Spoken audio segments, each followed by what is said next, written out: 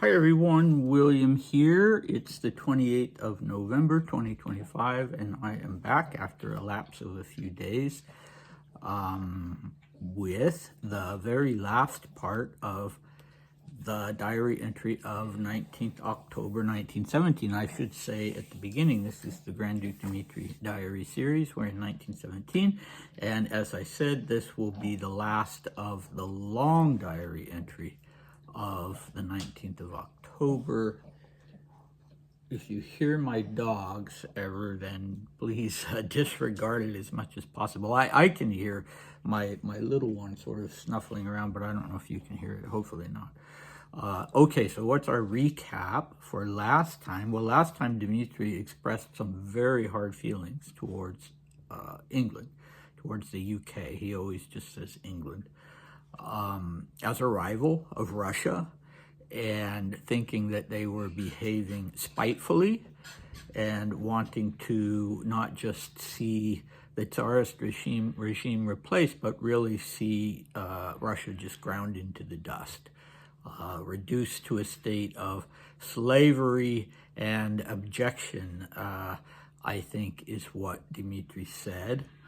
And also a grim view of the future, not in the sense of, oh, Russia doesn't have a future because things are going to fall apart, but sort of assuming that, no, things will get better for Russia, and then England will be Russia's primary rival and primary foe. So pretty pessimistic view of things for a guy who's actually living at the British legation in Tehran. Okay. So we're on to a different topic as we finish up this diary entry. And I will just say that there's one line in English, which you'll probably recognize because it's quaint English. But anyway, I'll point out to you at the end which one it was. Okay, and now a few words about our life, which continues to pass in an absolutely peaceful atmosphere. Even this week went peacefully because I didn't go riding at all, because I had a huge boil on the inside of my left thigh. It was so painful that my leg throbbed a little and the tendons stood out like ropes. It was terribly painful to walk, and riding was out of the question. It lasted almost 10 days. Thus I had to ride in the calash with Lady Marling in Feeling Am Perfect Idiot. In general, the question of Lady Marling has begun to worry me greatly because, naturally, she doesn't notice that everyone is talking about her, openly saying that she is head over heels in love with me. Of course, in this situation, poor Sir Charles appears in an extremely foolish light. One might have expected it. I often thought about this matter and asked myself whether people had noticed. Now I'm sure of it. The day before yesterday, I had a long conversation with Madame Yevrenova on that topic. She entirely confirmed my fears and said that everyone in Tehran, Persians as well as Europeans, are saying that Lady Marling in her old age has gone out of her mind, and they also speak about me. All of this is terribly unpleasant, primarily because of Sir Charles. Apropos Yevrenova, her husband, still hasn't arranged the money for me, and it will soon be 3 weeks that I have been in debt to Staroselsky! Luckily, I don't run into him anywhere, which would be extremely awkward, but Yevrenov says that the money will be there. If not, then I'll have to blank heart to send for 16,000 rubles from Petrograd. A pleasant surprise for poor Georgy Mikhailovich. Because of my boil, I was not able to ride or play tennis during this time, and the days passed very slowly and were a little dull. All right, so you probably realized that the line in English is Lady Marling, or half the line, so it starts out Russian. Thus I had to ride in the calash with Lady Marling in Feeling Am Perfect Idiot. Okay, so any native English speaker would say feeling like a perfect idiot, but, you know, all things considered, Dmitri does pretty well. So, yeah, let's talk about this. First, the whole thing with why is he feeling like a perfect idiot going out for a ride in the Kalash or Kalesh, I've seen both, with Lady Marling? Well, I mean, it was a particular kind of carriage, horse-drawn carriage, I believe, kind of a small sort of, seems like a kind of a lady's carriage.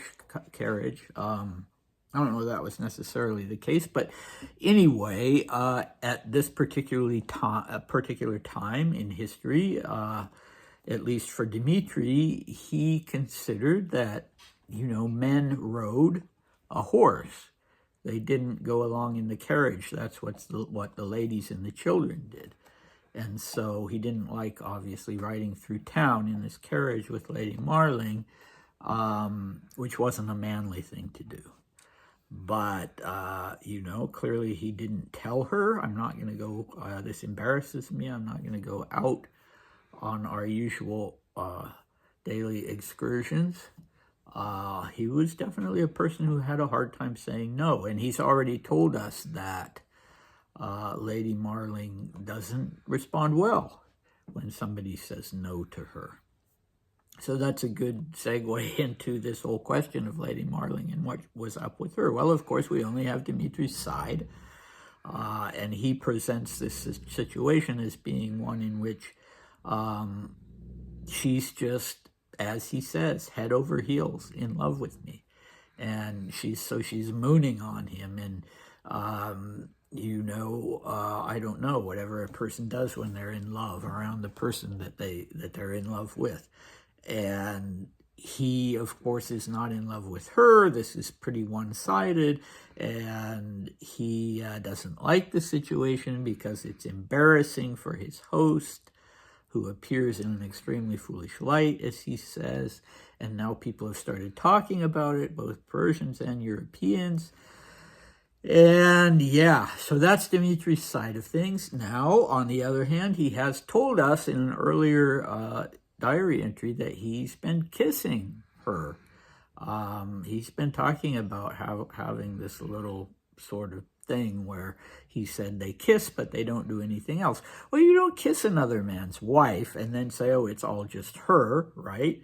I mean, I can well believe that she was head over heels over him and that he wasn't over her, because he didn't fall in love with people, But,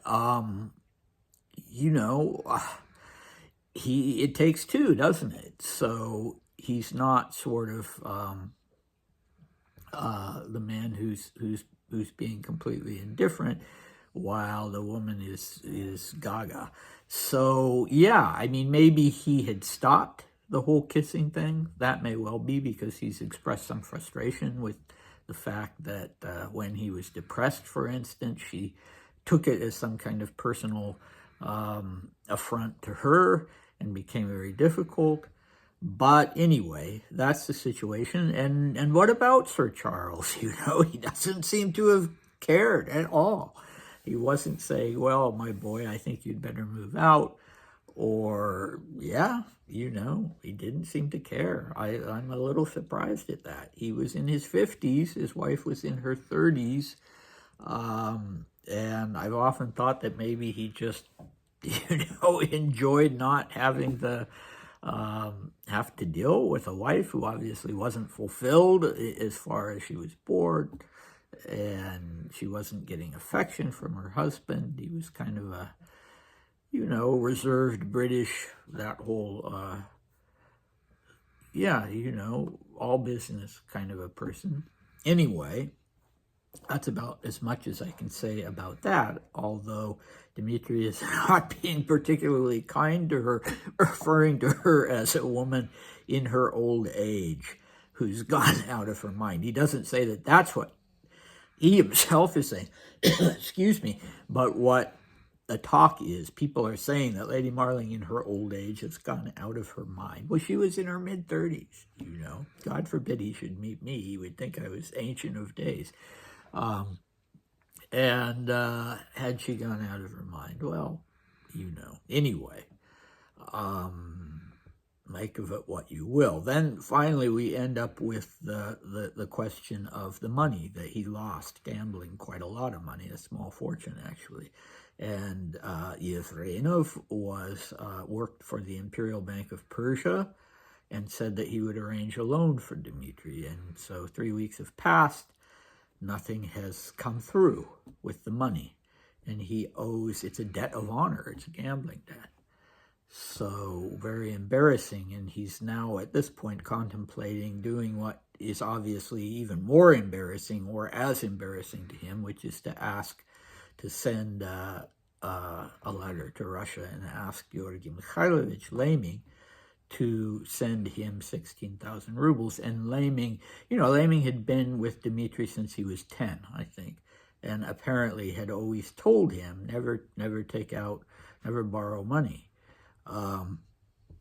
So, this would be, he says, a pleasant surprise for poor Georgy Mikhailovich, being sarcastic. It would be embarrassing for him and distressing for Laming. But if the money doesn't come through soon, he's going to have to do that. Okay, so we'll see how all this unfolds with Lady Marling and with the money for the gambling debt. Madame Yevrenova has certainly become a confidant for Dmitri. He always needed these older women. I don't know how much older she was, but he always needed a woman to be not a lover, but a confidant, and sometimes both. But in this situation, I'm not sure. I can't remember if there's anything, or ends up being anything, between the two of them.